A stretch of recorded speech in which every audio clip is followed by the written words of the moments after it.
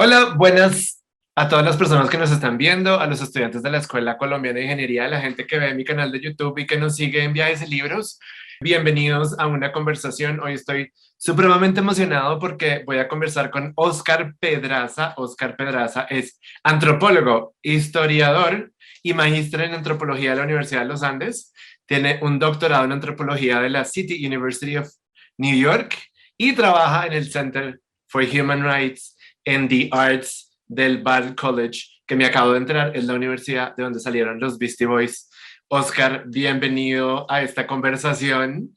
Muchísimas gracias por participar. No, gracias a ti por este espacio y meterle la ficha esta vuelta. Bueno, pues para contarle un poquito a la gente por qué estoy conversando con Oscar, resulta que este semestre con los estudiantes de la electiva de Arte y Ciencias que dictó en la Escuela Colombiana de Ingeniería, tuvimos un módulo que fue sobre, pues diría que tenía como dos partes. Una, estuvimos viendo algunos documentales de Patricio Guzmán sobre detenidos desaparecidos en Chile y luego empezamos a trabajar todo el tema de la exposición de huellas de desaparición que hizo la Comisión de la Verdad con Forensic Architecture en el Museo de Arte Miguel Urrutia. Los estudiantes fueron a la exposición e hicieron un podcast que los pueden escuchar y luego pues surgió como la oportunidad de tener esta conversación con Oscar sobre las inquietudes que tenían los estudiantes y sobre pues lo que había pasado como con esa exposición. Bueno, primero pues me gustaría que me contaras un poquito cómo fue, cómo surgió, cómo fue que tú empezaste a trabajar con huellas de desaparición o cómo te relacionas con huellas de la desaparición con la exposición.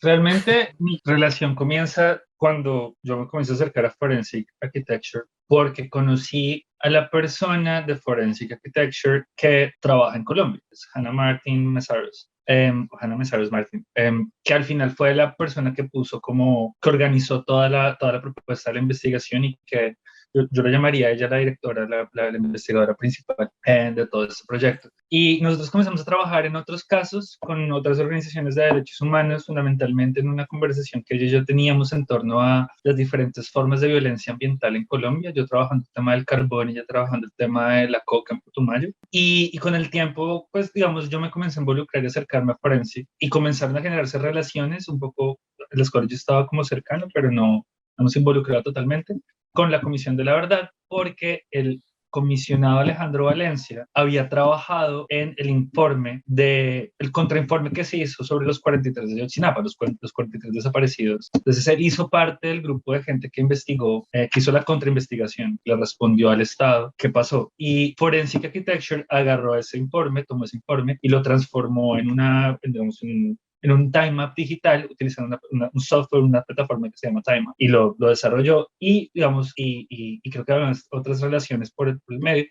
caso es que toda esta historia es para contarte que en un momento cuando el comisionado entró a trabajar en la Comisión de la Verdad, una de las primeras cosas que él dijo fue, yo quiero hacer una cosa con Forensic Architecture, y ahí fue cuando comenzó la cosa. Hannah comenzó a hacer el trabajo, digamos, las primeras partes de entablar la relación y estas cosas, de entablar la colaboración. Más o menos a mitad de 2019 yo entré formalmente a trabajar entre la comisión y Forensic y luego completamente a comienzos de 2019, perdido 2 años. Comienzos de 2020, la pandemia fue como arrancó en 2020. Empezó en el 2020 y se acaba de acabar. Entonces, sí, entonces yo comencé a trabajar en 2020 hasta hoy. Esa es como la forma en la cual yo entro como la persona que coordina desde Bogotá la relación que se establece entre Forensic Architecture y la Comisión de la Verdad, y soy la persona que está descargada de la investigación desde la Comisión de la Verdad. Yo creo que uno de los comentarios que tuvieron los estudiantes que fue como más común es que es una investigación supremamente grande y que es mucha información. ¿Cómo haces tú para relacionarte con tal cantidad de información que luego terminó siendo visualizada de muchas formas en la exposición? Pues primero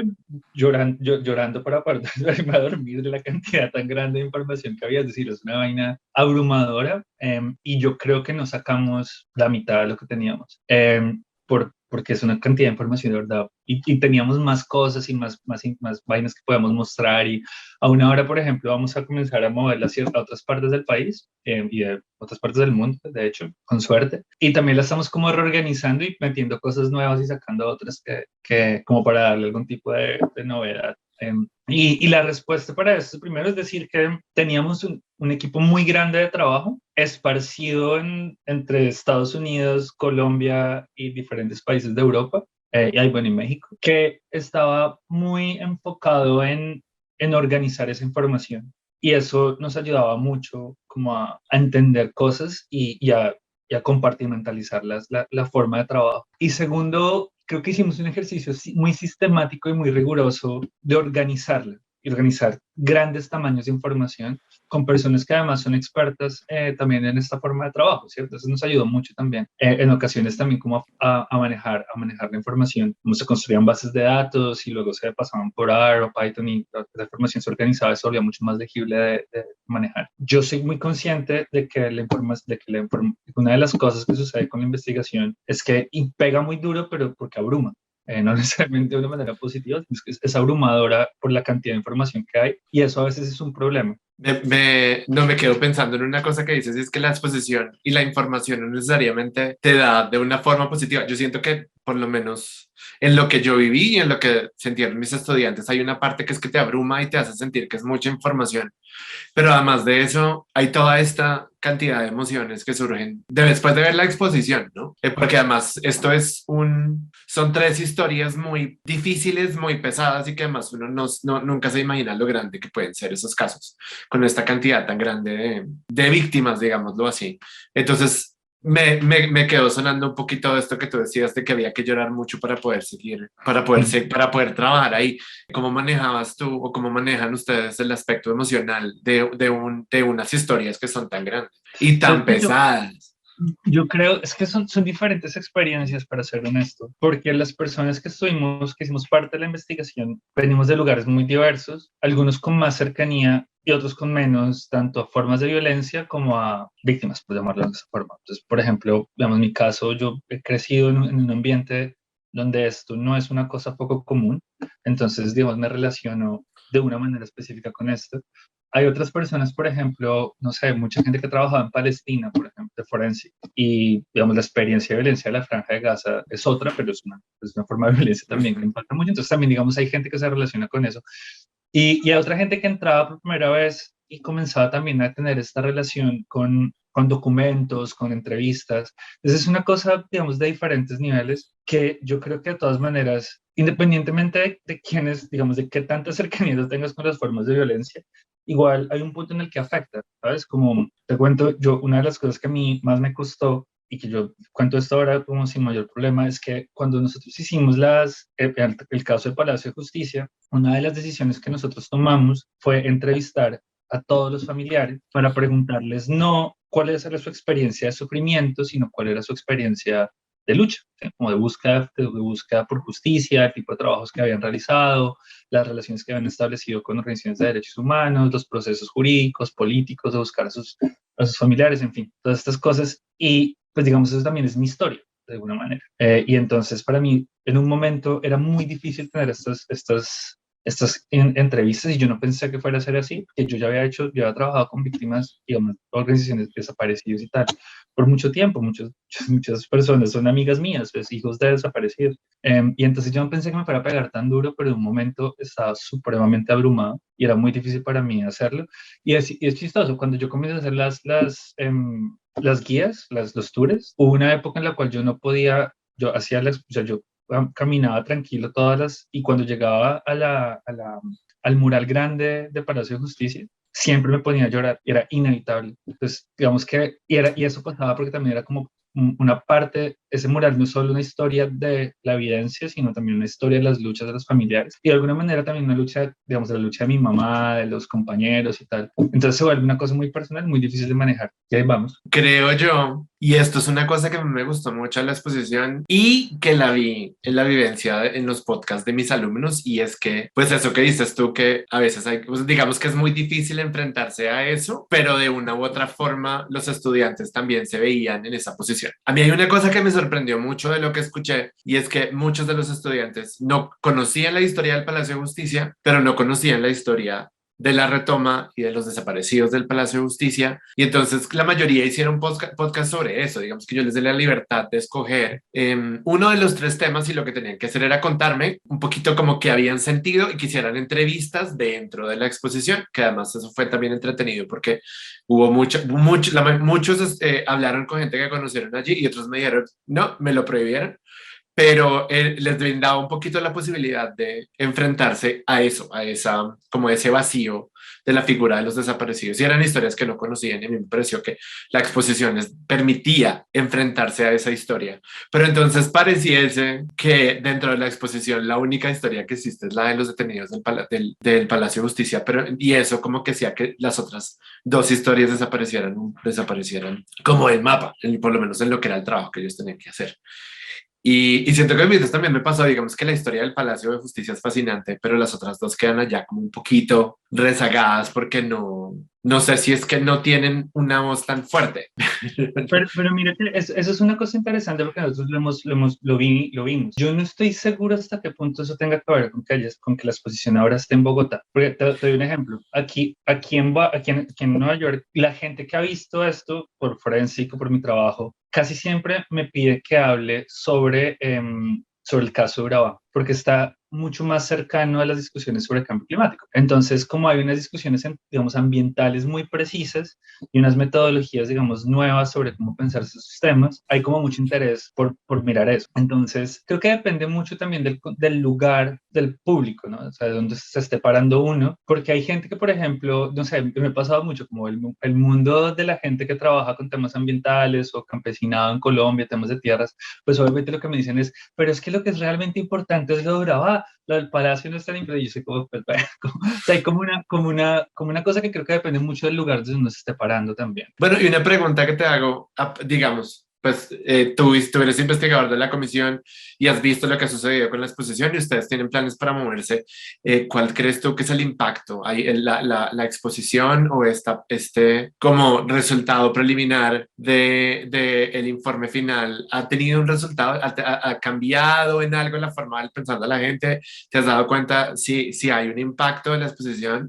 Por ejemplo, en estos temas del cambio climático o con estos temas de lo que sucedió con los detenidos, con los desaparecidos del Palacio de Justicia. Colombia es un sitio tan volátil políticamente hablando que es muy difícil. Lo que importa mañana, no. Entonces, en serio, eso es muy difícil como Sí. agarrar No, y más ahora en plena Exacto. temporada electoral. Exacto. Y nosotros publicamos esto en el punto exacto donde comenzaba la carrera, ¿no? Como que se comenzaba a hacer público quiénes iban a ser los que iban a estar tanto en el ámbito, digamos, de Senado, Congreso en general y luego presidenciales, ¿no? Entonces, digamos que también hemos estado como con eso. Yo no sé y no creo, no me atrevería a decir cuál ha sido el impacto tangible, o digamos, si no pueda medirlo. Lo que sí puedo decir es que ha ido mucha más gente de la que yo esperaba. Me ha sorprendido muchísimo la manera en la cual la gente ha respondido a una cosa que, no sé, mira, nosotros hicimos una vaina siendo muy conscientes de que una de las preocupaciones públicas ahora es que la falta de atención de las personas, esa cosa que todo se tiene que hacer en 15 segundos y todo tiene que ser Sí, TikTok. todo tiene que ser Entonces, un reel de Instagram en el que y, Rodolfista, así, de una. exacto, sí, sí, así como Eh, pero nosotros hicimos un ejercicio como de pensar, pues un poco como con respeto con el público, de decir, nosotros creemos que a la gente le interesa esta vaina si le meten la ficha. Y sabes que la respuesta que nosotros hemos tenido es de gente, un montón de personas que se han metido sin saber. Mira, me acuerdo los guardias de seguridad, de algunos de los guardias de seguridad del museo me han dicho, a las veces que yo he ido, hey, qué chévere, me he sentado a ver los videos, a revisar los documentos, a mirar las cosas con calma. Hay gente que me ha dicho que ha ido 2 o 3 veces. Es decir, yo creo que en esa medida es una respuesta positiva, porque de alguna manera también, por lo menos a mí me ayuda, me da tranquilidad pensar que uno puede hacer las cosas con calma y con profundidad sin miedo a que la gente no las vea, y eso es valioso. Por ejemplo, me pareció, pues una de las razones por las cuales además te contacté, porque yo vi un poco, oí algunos de los podcasts, no me acuerdo cuáles en este momento, y una de las cosas que me pareció más bonitas era también como la respuesta de los estudiantes que llegan como diciendo, ah, qué mierda tendré que ir a un museo. Y de un momento a otro comienzan como, uy, puta, como que es esta vaina que está pasando acá y comienzan a involucrarse de una manera diferente con un tema que no esperaban y que no entendían y que de pronto comienzan a jugar con él. Y se vuelve interesante la forma en la cual interactúan con la exposición. Eso, y una cosa que yo le decía a la gente que me entrevistaba es, pucha, no se trata de que todo el mundo tenga que estar de acuerdo con nosotros, de verdad, o sea, eso es secundario. Pues para mí es importante porque chévere sí, pero fundamentalmente es que las cosas que permite la exposición, entre otras cosas, permitan la discusión de estos problemas, ¿cierto? Y ahí es donde me parece que es interesante lo que puede hacer este tipo de escenarios. Yo no podría decirte hasta qué punto se ha cambiado, pero sí, por ejemplo, puedo decir que los familiares, con sus críticas y tal, en algunos casos, en general han sido muy receptivos y han sentido que la exposición les ha ayudado como a poner puntos que ellos consideran relevantes, los mismos organizaciones campesinas de Urabá. Entonces creo que eso es importante, ¿cierto? Es importante en la medida en la cual nos convertimos también como en el soporte de gente que ha venido peleando y que ha sido silenciada por tanto tiempo. Y a pesar de que no todo el mundo está de acuerdo, a pesar de que le puedan disputar cosas a lo que planteamos, está la investigación como una forma en la cual un campesino puede decir, mire, cuando yo pienso el tema de los canales, lo pienso es así como dice la gente de Forensic Architecture, cuando nosotros, lo he dicho a los familiares, cuando nosotros decimos que esto es una historia de 36 años, lo decimos, es por esto que he trabajado, que mostró Forensic Architecture, que nosotros hemos venido diciendo por 36 años también, ¿sí me entiendes? Y eso es importante, eso es un impacto para mí tangible, o lo más tangible que es lo que podría hablar. Ahorita, pero entonces una pregunta que quisiera hacerte es sobre ese trabajo con Forensic Architecture. Yo tuve, digamos que en clase, hicimos un ejercicio de revisar, hice como una especie de caja de herramientas de plataformas multimedia y estuvimos revisando la plataforma de Ayotzinapa de Forensic Architecture. Y una cosa que me llamó mucho la atención de lo que sucedía en la exposición de huellas de desaparición y en lo que sucede de la plataforma de Ayotzinapa era que los hechos están como puestos de forma en que uno los puede leer, pero creo que Forensic Architecture no se dedica a darte una respuesta, o sea, no te dedica a decirte quiénes son los culpables. Entonces, por ejemplo, en el caso de Ayotzinapa, los estudiantes estaban preguntando todo el tiempo, bueno, pero entonces, ¿quién los mató? ¿Quién los desapareció? Pero eso no está dentro de lo que está haciendo el Forensic Architecture. ¿Cómo fue? Yo quería como saber un poquito cómo fue ese trabajo tuyo con ellos, cómo te relacionas con esa forma de trabajar, porque además Forensic Architecture es como esta organización impresionante donde todo el mundo quiere trabajar y quiere como relacionarse. Pues de una parte, yo sé, hay varios niveles. Yo creo que además en Forensic mi experiencia es que hay muchas discusiones sin necesariamente ser resueltas, pues porque es una constante experimentación de cosas. En el caso nuestro, digamos, en nuestra investigación, una cosa que sucedió es que tanto Hannah como yo pensábamos desde lugares como analíticamente diferentes a los que la gente forense usualmente lo hace por el tipo, digamos, de disciplinas. Pues Hannah hizo su doctorado allá, pero ella trabaja como con investigaciones de largo aliento y para ella eso es muy importante. Y yo pues soy historiador, parce.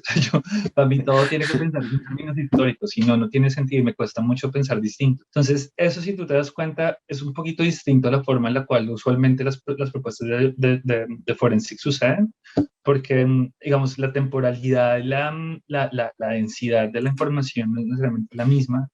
Nosotros tomamos la decisión de hacer trabajos donde la historia tenía relevancia, la historia como concepto, como proceso, y donde podíamos compensar a pensar como conceptualmente y con calma ciertas cosas que en otros contextos se definen por la inmediatez. Y bueno, eso es importante. Pero además hay otras vainas que son importantes para mí, que fueron sido muy valiosas, el trabajo colaborativo con gente de otras disciplinas, diseñadores, arquitectos, artistas, en fin, con gente de otros mundos, pues, y como sentarnos a pensar proyectos conjuntos, eso es muy valioso. Y eso además es una cosa que solo es posible si uno tiene, entre otras cosas, un eje en torno a algo que es común, y en este caso era el trabajo de los datos. Y ahí es donde respondo un poco lo que tú estás preguntando, porque nosotros podemos decir las cosas siempre y cuando podamos hablar desde la información que recogemos, ¿cierto? Entonces nosotros no podemos hacer valoraciones más allá de eso, ¿sí? Y en este caso además en el que estamos trabajando con temas tan cuidadosos, pues no podíamos ponernos a especular. Entonces incluso hay cosas que nosotros pudiéramos haber como lanzado, dejado en el aire, puntos de líneas de investigación que hubiéramos querido abordar con más profundidad y no pudimos terminar, entonces no las pusimos, que tenían como statements muy fuertes sobre diversos temas y responsabilidades que no llevamos, no las hicimos públicas porque no teníamos la manera de contrastar o finalizar esas cosas, entonces simplemente no lo llevamos a cabo. Y eso es importante. En Forensic Architecture, el dato, un poco la información que uno recolecta, es lo que le permite a uno decir o no decir algo. Es un trabajo profundamente empírico, de trabajar con los datos de manera empírica, y para mí eso es muy importante, y otro también muy material, en términos de que la materialidad es lo que te va permitiendo a ti poder decir ciertas cosas o no. Y eso es fundamental. Digamos que no es una discusión sobre lo simbólico, sino sobre la materialidad siempre. Eso es bien importante para mí también.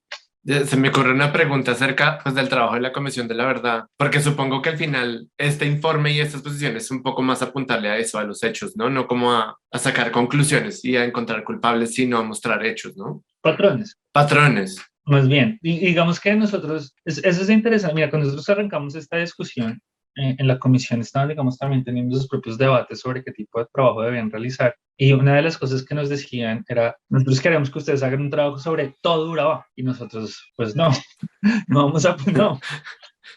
Muy chévere si nos dan 7 años para hacerlo, pero... y una de las cosas que tratamos de plantearles, que además que yo creo que no es una cosa exclusiva de Forensic, en la antropología también pasa mucho, es que no hay caso chiquito, por decirlo así. El estudio de lo micro, por ejemplo, por llamarlo de alguna manera, no significa que uno no pueda dar, digamos, argumentos sobre patrones generales. Es realmente el tipo de preguntas que uno se hace lo que permite dirigir las cosas hacia un lugar al otro. Y entonces nosotros nos enfocamos en buscar la manera en la cual estas experiencias, digamos, de casos puntuales, pudieran permitir extrapolar esas discusiones a entender patrones generales, y ahí sí yo creo que nosotros le apuntamos a lograr eso. Entonces, por ejemplo, cuando nosotros hablamos de infraestructura y logística de la desaparición forzada, realmente, por ejemplo, nosotros no estamos pensando solo en lo que sucede en el caso del Palacio de Justicia. Cuando estábamos haciendo nosotros esto, también hicimos con una colaboración con 070, Bellingcat y Baudot, sobre el asesinato de Lucas Villa. Y una de las cosas que nosotros estábamos muy, muy interesados en profundizar era la forma en la cual esa infraestructura que se construye, digamos, esa infraestructura contrainsurgente del 85, que se extiende, digamos, durante la guerra contra las FARC, contra las guerrillas y tal, se transforma, pero también se mantiene en las nuevas formas de terror de la guerra que comienza a suceder después de los acuerdos de paz. Entonces, digamos que ahí sí hay un statement, hay un argumento que no solo se limita temporalmente a una experiencia, sino que se expande, y que además en el caso, por ejemplo, de la desaparición forzada, habla de no solo la desaparición de la gente del palacio, sino de la práctica de desaparición como una estrategia de terror que se expande por la ciudad. Y ahí, digamos, no es necesario hacer todas las experiencias de desaparición para poder mostrar cómo funciona la infraestructura. Y pues no solamente en Bogotá, sino que es una cosa muy, pues casi que del mundo, ¿no? La infraestructura de la desaparición. Bueno, te voy a hacer otra pregunta. Es una pregunta, digamos que no tengo más a quién hacérsela, pero es algo que he escuchado que no sé, digamos que no creo que sea como bueno o malo, pero es una pregunta que a mí me gustaría hacerle a alguien que que tenga que ver con la exposición. Varios de mis estudiantes y varias personas que conozco fueron a la exposición pensando que iban a encontrarse arte, y muchos dicen, no, eso no era arte. Pero yo siento que hay una gran carga de producción o una gran carga digamos, no sé cómo llamarlo, de creatividad. Para ti, ¿es arte la exposición de las huellas de desaparición? ¿Es importante que sea arte o simplemente es una cosa que es, digámoslo así, como tangencial a la investigación de la Comisión de la Verdad? Esto es una embarrada porque la persona para responder esto es Hannah. Desafortunadamente hoy no pudo estar. Sí, sí, sí, me quiere estar en contacto yo. Sí, de hecho sí, ella creo feliz en hacerlo. Lo que pasa es que está un poquito embolatada y no pudo, pues, ella quería estar hoy. Ok, ay, pues mándale saludos, sí. No, y lo digo porque yo entiendo, sé que la discusión sobre eso no se restringe a nuestra exposición, sino en muchos casos a Forensic Architecture como una agencia de investigación, como un grupo de investigación cuyos lugares, cuyos foros de presentación casi siempre son exposiciones de arte, galerías, ese tipo de cosas, pero donde no necesariamente se considera que su trabajo tenga esa dimensión artística. Yo no me siento capacitado para responder si eso no es arte, tampoco estoy tan seguro de que sea relevante. Ujú. Sí es, pero eso es una cosa personal. Ahora, yo que sí puedo decir, yo creo que hay un cuidado muy profundo por la dimensión estética del trabajo como una intervención política e investigativa. Y en esa medida, creo que esa dimensión estética sí es central en todas las cosas que hace Forensic Architecture y por lo tanto en la investigación nuestra. Esto es una cosa que es importante porque, por ejemplo, en algunos casos, nos ha pasado, me ha pasado varias veces con gente más compañera, incluso gente con la que hemos trabajado o que está dispuesta como a hacer colaboraciones con nosotros, que cuando presenta como lo que nosotros hacemos, decir, una de las cosas que dice es como, no, es que a diferencia de lo que yo podría hacer si yo entrego un informe, Forensic Architecture es un video y entonces llega mucha más gente. Y yo lo que digo es, parce, pero es que pensarse, por ejemplo, este trabajo de fotogrametría, no sé, el mural de la costa, ¿sí? Sí. No es simplemente hacer las cosas más bonitas, ni hacerlas más grandes para que se vean más bonitas, sino que hay una intención estética en el plantear estos temas y mostrarlos de esa forma. De la misma manera, por ejemplo, el mural de, o los dos murales, pues, pero el mural de las empresas, que es estas nodos y bolitas y conexiones que nosotros siempre pensamos como una galaxia de relaciones. Yo cuando hago la exposición, siempre cuando hago las guías, lo que digo es, bueno, nosotros estamos pensando esto, es que estamos pensando un poco que una de las formas, digamos, en las cuales tradicionalmente los seres humanos se han orientado en el mundo es mirando a las estrellas y buscando conexiones en las estrellas. Y lo que nosotros hacemos es como voltear la imagen y comenzar a pensar las relaciones que existen en la Tierra. Y entonces la Tierra se vuelve la galaxia que nos permite a nosotros organizarnos. Y a través de esa organización creamos constelaciones que nos permiten entender las relaciones de poder. Esa es una intención artística que Sí. no es meramente contemplativa. Tiene una intención de intervención política donde la legibilidad es relevante, pero también permite decir cosas que de otra forma no se pueden decir igual. Y es en esa dimensión donde yo creo que entra la relevancia del lugar artístico. De la misma manera, por ejemplo, así pensando en ejemplo, el otro mural que tenemos ahí, que es el mural de la evidencia negativa. Ese fue un mural que trabajamos con diseñadoras y artistas, una diseñadora particular de Los Andes que se llama Ana Vélez, que básicamente fue una cosa donde yo como historiador, porque ese fue un trabajo además que tenía mucho que ver con mi tesis de disertación del doctorado, pensando cómo traducir el lugar de conflicto que tienen los documentos y cómo la relación que se establece con la evidencia es siempre una disputa de poder. Esta conversación que teníamos, que yo tuve con ella y que ella tenía, que estábamos todos hablando de cómo hacerlo más legible y la importancia de poner el fondo negro, no es simplemente una cosa, digamos, contemplativa, hay una dimensión estética, artística y política que está siempre mediando las cosas que se están haciendo. Y eso es relevante en esa medida. Yo entiendo lo que mucha gente dice, que no es arte, por lo menos no es arte en el sentido formal en el cual la gente se imagina que debe ser una exposición, pero no creo que eso lo haga menos arte. De pronto le hace otra aproximación al arte, no sé. Pues sobre todo porque creo yo que el fin de la Comisión de la Verdad no es producir arte. Creo que el arte, pienso que el arte se alinea de alguna forma en lo que está haciendo la Comisión de la Verdad, pero pues el arte no es el final, como no.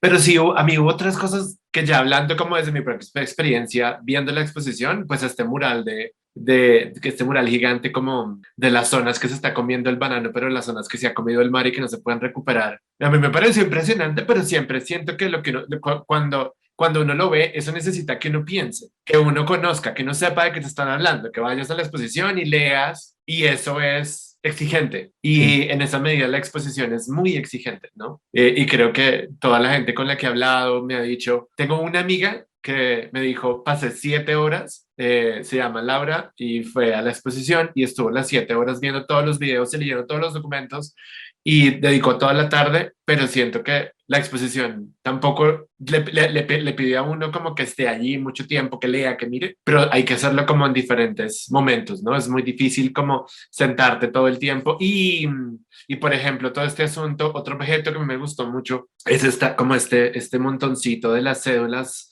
¿Cómo se llama esto? Los certificados de tradición y libertad, las matrículas inmobiliarias, que esos como documentos no sé cómo llamarlos, como secos, como fríos, también te cuentan una historia, ¿no? Y creo que eso necesita que uno se sienta a mirar la historia y eso necesita que uno se quede un tiempo ahí pensando y mascullando y también sacando sus propias conclusiones. Pero yo de todas formas sí creo que hay una dimensión estética del archivo que es relevante y es importantísima. Es decir, y a veces también es un poco la forma en la cual de cosas que parecen mundanas, burocráticamente pesadas, puede emerger también una cierta, no sé si llamarlo belleza, pero sí definitivamente una cierta estética y una cierta consideración al respecto de esos temas que me parece interesantísima. Pero además porque yo tengo una obsesión particular por los documentos. Yo sí creo que uno ve los documentos y a mí, yo, yo de pronto es una obsesión mía. Mira, yo cuando estaba haciendo, no, esto es una cosa un poco distinta, cuando estaba haciendo mi tesis de doctorado, yo estaba trabajando en Barrancas, la tierra de Luchito Díaz, y fuimos a una notaría, y en la notaría tenían un montón de papeles puestos, además, como es una zona tan caliente, la tenían como en una zona reservada donde se podían conservar, y a mí esa vaina me volvió loco porque era ver los documentos sobre documentos sobre documentos y los pliegues de los papeles y las cosas derruidas y transformadas y las marcas de los sellos, cómo se mueven, lo que cuentan esas cosas. Y creo que además hay mucha gente que ha comenzado a trabajar eso desde diferentes lugares. Es decir, por ejemplo, recuerdo hace un tiempo leí un artículo de un man que hablaba como de la importancia de los registros de propiedad como una experiencia casi estética. Hay mucha gente que ha trabajado sobre esas otras cosas. Creo que también es un poco como uno mira las vainas, ¿no? Como mira los objetos y qué relevancia le da a esas materialidades. Y ahí creo que es donde puede comenzar a diverger la cosa. Me recuerda, es que siempre se me olvida el nombre del premio Nobel portugués, que Saramago. tiene, Saramago, que tiene un libro que se llama Todos los nombres, que es de este señor que trabaja como en una notaría en Portugal y entonces empieza a encontrarse con todos estos documentos y al final se enamora de una persona que está en estos documentos. Es una novela muy buena, yo creo que a mí me gustó muchísimo más porque es muy emocionante, pero partiendo de ese punto, de lo que uno puede pensar que es lo más aburrido, de los oficios más repetitivos, pueden salir esas historias tan apasionantes. Y creo que eso tiene un poquito la exposición, digamos, aunque yo siento que eso uno lo siente mucho más en el lado de la toma del Palacio de Justicia que el asunto de Urabá. Pues digamos que a mí me pareció muy chévere como todo el asunto este de las cédulas catastrales y estos documentos. Digamos, quisiera, tal vez tú como de tu experiencia como más como historiador y como lector, ¿qué otras cosas nos recomendarías o le recomendarías tú a la gente que vea la exposición que pudiera leer o que pudiera ver? Si, o de pronto, si tú piensas en esta experiencia de la exposición como una experiencia pesada, ¿a dónde te moverías tú a leer o a películas que nos quisieras recomendar como que estuvieran un poquito relacionadas con el tema también? Para pensar estas cosas, uf, pues mira, hay una cosa que además cuando yo comencé a trabajar con Forensic me obligaron todos a ver, que es como toda la discografía, todo el trabajo de Harun Farokhi. Es Ujú. súper importante para entender, además, también le contaba a alguien en estos días, para entender un poco por qué Forensic tiene esa forma de narrar y esa forma de pensar los datos. Es viene muy de Farokhi, es definitivamente muy cercana a ese trabajo y es muy importante. Desde el punto de vista en el cual nosotros hicimos nuestra investigación, yo siempre a toda la gente con la que nosotros trabajamos, lo primero que le pedía era que se leyeran dos cosas. Ujú. Una, Nietzsche, la genealogía y la historia de Foucault, Sí. y el libro de Michel Trujillo, Silencing the Past, Silenciar el pasado, ¿verdad? Sí, ese sí lo leí. Para mí era central como que la gente entendiera, sobre todo en el caso del Palacio, cómo el archivo es un lugar determinado por relaciones de poder, incluso antes de que uno entre a revisar los documentos. Uno de los, pucha, ¿cómo se llama este man?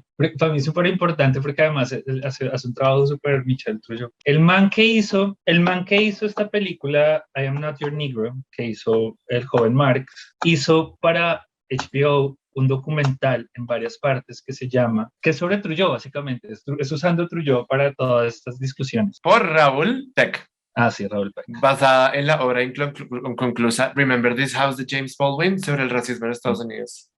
Peck hizo una cosa que se llama Exterminate All the Brutes, exterminar a todos los, que es sobre el ejercicio colonial, es una lectura muy, muy desde Trujillo, muy Trujillo. De hecho, hay todo un capítulo que se dedica solo al man. Y esas cosas para mí fueron muy útiles. Hay otro montón de trabajos, pucha, de fotografía, de arte, que han sido súper importantes para nosotros para pensar todas estas cosas. Lo que pasa es que en este momento, si me hubieras mandado esa pregunta antes, te hubiera botado una. No, porque sí hay cosas que además fueron parte constante de la manera en la cual estuvimos como discutiendo cosas, pensándolas con esos trabajos. Eh, Estas son como las vainas que a mí se me ocurren más inmediatas. Estaba pensando ahora, por ejemplo, que la gente en México ha comenzado a trabajar mucho sobre el tema de la desaparición forzada, un poco desde la óptica en la que nosotros lo hemos hecho. Y hay un par de libros recientes sobre la desaparición forzada, como la infraestructura de la desaparición forzada en México, que son bien interesantes y son muy valiosos. Y hay una cosa importantísima, hay unas chicas de los Andes que han hecho este trabajo como de recolección de toda la historia del arte de los bananos en América Latina. Uy, eso estaría bueno. A mí Eh, ajá, me sorprendió mucho Clementina, porque Clementina me dijo que después de la exposición nunca iba a volver a comer banano. yo como mucho banano, nada que hacer. Yo Es vi que eso. sí, como, Eh, decía, pero ¿cómo voy a, o sea, entiendo la historia, pero no sé cómo voy a, el banano es un staple, o sea, no es como algo que puedas dejar de comer fácilmente porque es como la fruta más accesible. a mí me pasa una cosa y es que yo cuando estoy acá, cuando voy a comprar frutas aquí, siempre veo de dónde vienen y a veces les mando fotos a los compas de Urabá cuando veo alguna cosa que dice que viene de Colombia. Porque es interesante, o sea, nosotros vimos incluso, hay una parte en el video, en el video de Coquitos, donde hay una señora como poniendo empaquetando el banano y hay un momento en el que ella dice que algunos de esos van para Estados Unidos y yo digo, sí, yo voy para allá. Y entonces es como que nosotros vimos toda esa cadena de producción, ¿no? La cadena de valor que va desde Urabá y que llega hasta aquí los mercados en Nueva York. Y es relevante eso. Hay una discusión que creo que es de un carácter distinto sobre lo que significa comer o no comer banano, que tiene que ver con otras vainas, pero yo no voy a dejar de comer. Pues además uno podría hacer ese acto político de dejar de consumir cualquier cosa. Sí. Digamos que no hay un producto que sea absolutamente limpio No, no. a nivel histórico y político que tú puedas decir, me voy a comer este grano de arroz sin que no tenga un gran consumo de agua o que haya comunidades que hayan tenido que renunciar a su territorio por eso. Pienso que es muy difícil. ¿Has visto The Good Place? Es una Esa es comedia. la serie de esta chica que se muere y luego Hay, llega como al hay- hay- cielo. hay un capítulo en el cual discuten eso, pero no me voy a poner a meter en esta vaina. No, pero por favor, todas las referencias me sirven. No, es un capítulo donde básicamente toman la decisión de que todos los humanos van al infierno. Y hay un momento en el cual se dan cuenta que la decisión por la cual todos los humanos van al infierno cuando mueren es por las decisiones que toman en la Tierra y que no hay posibilidad de tomar buenas decisiones porque todo es una mierda. Entonces, una de las personas sobrenaturales va a la Tierra a revisar lo que está pasando y una de las cosas que se da cuenta es que no hay forma de comprarse un tomate que no esté manchado por la sangre, por ejemplo. O sea, no hay forma de huirle a eso. Y eso suena como una trivialidad, pero creo que sí es una discusión que uno tiene sobre lo que significa consumir éticamente. Y en el caso del banano, pues, eh, y en el caso de otro montón de frutas y cosas de estas, creo que la discusión realmente no pasa por eso, sino pasa por construir horizontes políticos que transformen las relaciones de desigualdad y de brutalidad que generan esas relaciones. Dejar de comer un banano no va a cambiar el despojo en un lado, eso sí es de... Es como la misma, se me ocurre, es como la misma pregunta cuando la gente dice en Twitter que el perico que tú consumes como que está manchado por la sangre de los campesinos y digamos que, bueno, puede que sea cierto, pero para mí no es tan clara esa relación. No sé si sea clara para alguien, pero No, pues algo puede que vale la pena pensar. uno puede siempre trazar eso y se ha vuelto además como una de las formas en las cuales, por ejemplo, en el norte global también se hacen campañas sobre el tema. De nuevo, en el caso del banano pasa, en Colombia sucedió mucho con el tema de Coca-Cola a comienzos de los 2000, un sindicato además que le metió mucha fuerza a eso en Estados Unidos al punto en el cual las grandes universidades acá dejaron de vender Coca-Cola precisamente porque estaba esta campaña de Killing Coke y se había vuelto, había tenido mucha fuerza. Y eso realmente no necesariamente es una respuesta. De la misma manera en la cual actualmente, por ejemplo, hay toda una cosa frente a la descarbonización en el mundo, donde en Europa utilizan mucho las cosas que están sucediendo en La Guajira, que han sucedido en el Cesar, como una forma también de presionar a la gente en los países que importan el carbón. Y la respuesta, yo no sé hasta qué punto eso, por ejemplo, hasta qué punto que la gente deje de consumir carbón de esa manera en Ámsterdam transforma las relaciones de desigualdad entre Europa y Colombia y las condiciones de vida de las personas que viven al lado de las minas. Yo no estoy seguro de que eso sea tan, digamos, que haya una causalidad tan clara. Pero bueno, es una discusión de otro tipo. Pero uno podría pensar que es una pregunta similar a la que uno haría con el trabajo de la Comisión de la Verdad. ¿Será posible que digamos que ese trabajo tan grande de contar unas ciertas historias podría cambiar, no sé, algo de lo que es esta estructura de la desaparición forzada? ¿Solo el tiempo lo dirá? Sí, no, además creo que depende de muchas otras cosas, ¿sabes? Como, por ejemplo, hay cosas que ya se saben que están en el ámbito público y que uno puede comenzar a medir cuáles son las respuestas que el ámbito público tiene frente a eso. Es decir, sabemos que entre 2002 y 2010, más o menos, las fuerzas militares asesinaron a más de 6.000 personas, que las llevaban y las sacaban de unos sitios y las llevaban para otros y los mataban y los vestían de guerrilleros Ujú. para cambiar sus estadísticas. O sea, lo sabemos, conocemos esas historias. Esto no es una cosa que se está inventando un loco borracho en un bar. Esto es una cosa que tenemos 6.000 casos por lo menos de cómo sucedieron estas cosas, de la crueldad en la cual estas vainas sucedieron y aún está en debate en Colombia qué hacer con eso. O sea, Por algo que cuando yo sabemos que es verdad y que tenemos pruebas de que que sucedió. está, o sea, que no hay, o sea, sobre esto no hay discusión.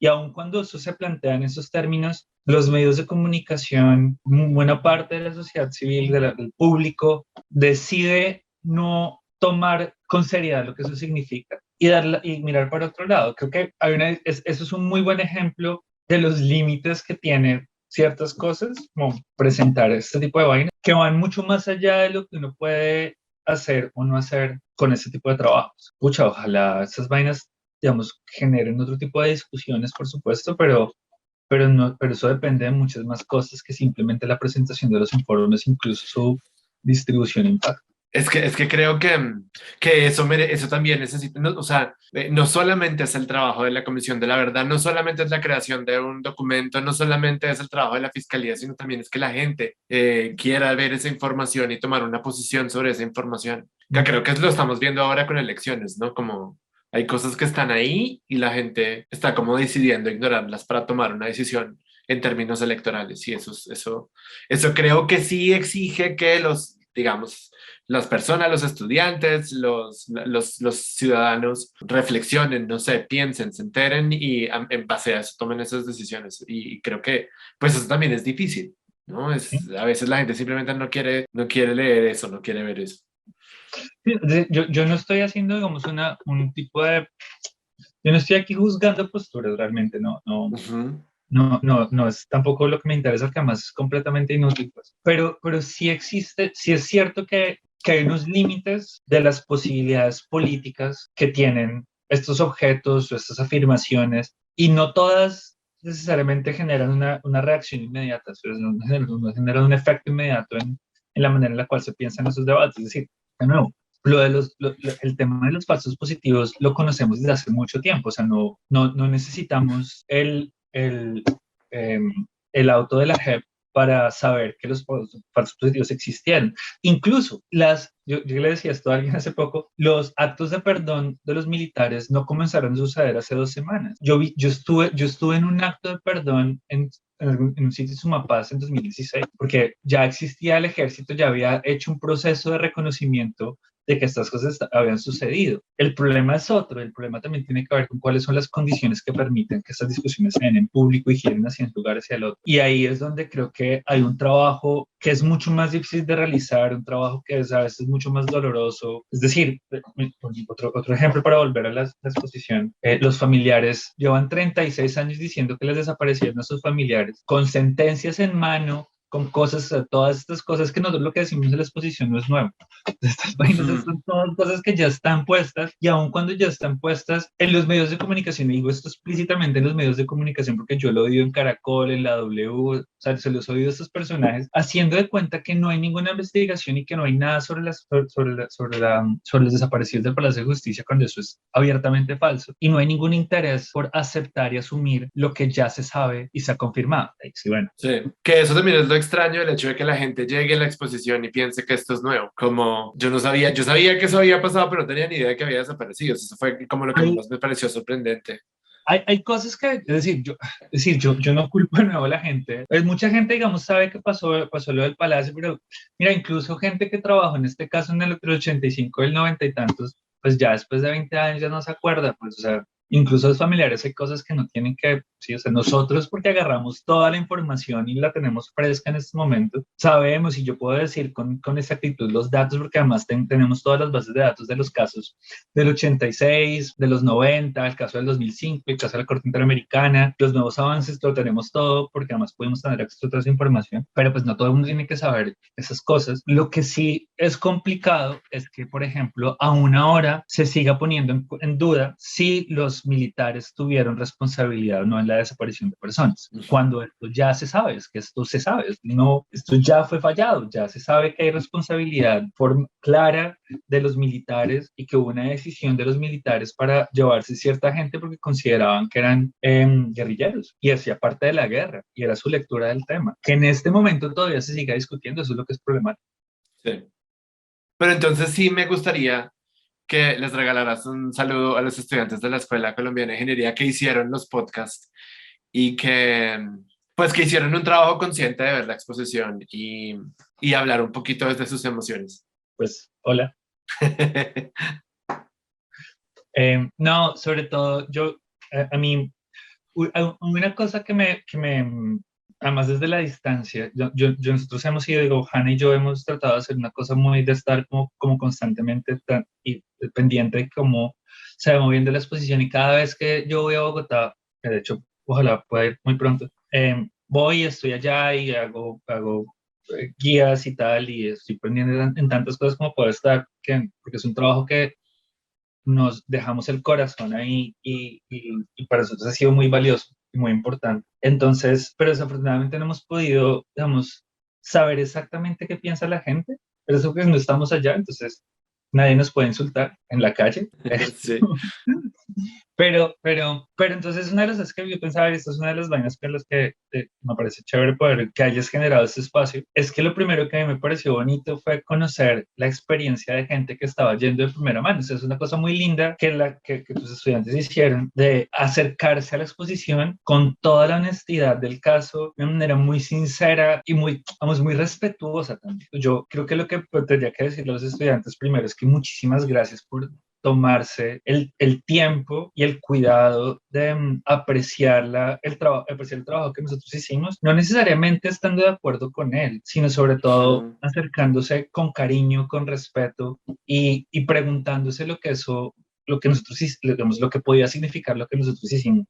Yo valoro infinitamente ese trabajo, valoro infinitamente el hecho que los hayas obligado a ir y han hecho estos podcasts, porque a mí por lo menos me dieron ideas de cómo mucha gente piensa el tema, y en esa medida yo lo primero que tengo que hacer es agradecerles a los estudiantes que fueron y que hicieron estas cosas, porque a mí me pareció pues muy lleno de cariño, creo que es la forma en la cual lo tengo para decir. Cuando uno llega a un sitio y dice, ¿yo qué carajos voy a hacer allá? Y comienza como a acercarse al tema, hay una relación de cariño y eso es importante. Yo, digamos, ahí creo que eso es lo primero y tal vez lo único que tendría para decirle a los estudiantes es que muchísimas gracias por acercarse a la exposición, este trabajo que nosotros hicimos con mucho, mucho cariño, pusimos el corazón ahí y que hayan apreciado ese cuidado con el que lo hicimos, no teniendo que estar de acuerdo con lo que planteamos, pero sobre todo haciéndolo con respeto, eso es muy valioso y sobre todo eso es lo que yo quisiera como agradecerles y que ojalá eso les ayude a pensar cosas. Eso es todo. Pues yo creo que eso es un acto de generosidad también, ¿no? El hecho de abrir un poquito el pensamiento y la cabeza y ver el trabajo del otro y tomarse el tiempo para eh, conocerlo y para meditar sobre él es es un acto de generosidad y yo aprecio es mucho pues de los estudiantes que lograron hacer sus podcasts y fueron 17, como 17 podcasts que escuchamos en clase y conversamos sobre ellos y creo que para mí, yo siento que ellos, que los estudiantes y que nosotros como comunidad, pues abrimos una puerta a conocer unas historias que no sabíamos, hablar sobre unos temas en los que generalmente no se habla y pues para mí también eso fue como muy importante y también te agradezco mucho, Oscar, por el tiempo, para conversar aquí conmigo, para estar en Viajes y Libros y, y pues nada, eso era todo desde este lado, te agradezco muchísimo. No, gracias a ti y de nuevo gracias a la gente que fue y a los estudiantes que le metieron toda la energía a eso. De verdad, agradezco mucho el trabajo que hicieron, de verdad. Y Y la nosotros en exposición, Forensic también. y la exposición todavía no se acaba, hasta el 19 de julio.